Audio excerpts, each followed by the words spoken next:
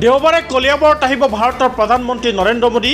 পুৱা 10 বজাত কলিয়াবৰৰ মৌচন্দা পথাৰত বিজেপিৰ এখন ৰাজহুৱা সভাত অংশগ্ৰহণ কৰিব প্ৰধানমন্ত্ৰী নৰেন্দ্ৰ মোদীয়ে। ভাৰতৰ প্ৰধানমন্ত্ৰী নৰেন্দ্ৰ মোদীৰ অসম ভ্ৰমণক লৈ চলিছে ব্যাপক প্ৰস্তুতি। ইয়াৰ বাবে ৰূপৈহাটৰ ছাইদৰিয়াত ভাৰতীয় জনতা পাৰ্টিৰ এখনি প্ৰস্তুতি সভা আজি অনুষ্ঠিত হয়।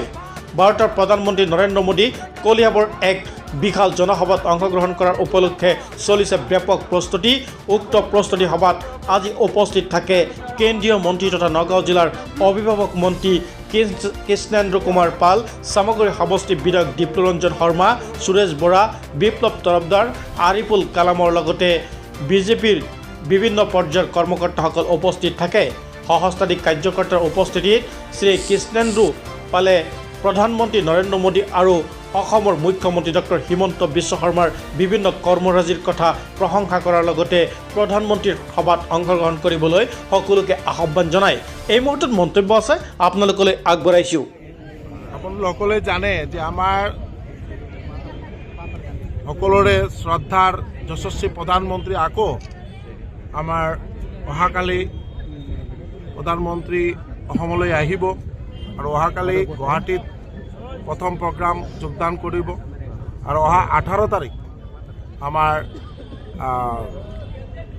কলিয়াবৰ 18 তাৰিখ ৰাতিপুৱা 10টা বজাত প্ৰধানমন্ত্ৰী ইয়াত এলিভেটেড কৰিডৰ 35 কিলোমিটাৰ যিটো এলিভেটেড কৰিডৰ যাতে ফ্ৰী মুভমেণ্ট কৰিব পাৰে আমাৰ জীৱ জন্তুৱে, তাৰ কাৰণে ওপৰেদি 35 কিলোমিটাৰ ৰোড কনষ্ট্ৰাকশ্যন হ'ব। এই ৰোড কনষ্ট্ৰাকশ্যনৰ শিলান্যাসৰ কাৰণে আমাৰ যশস্বী প্ৰধানমন্ত্ৰী নৰেন্দ্ৰ মোদীজী নিজে আহি উপস্থিত থাকিব এবং নিজে হাতে শিলান্যাস কৰিব আৰু দুটা অমৃত ভাৰত ট্ৰেইন প্ৰধানমন্ত্ৰী মহোদয়ে ফ্লেগ অফ কৰিব।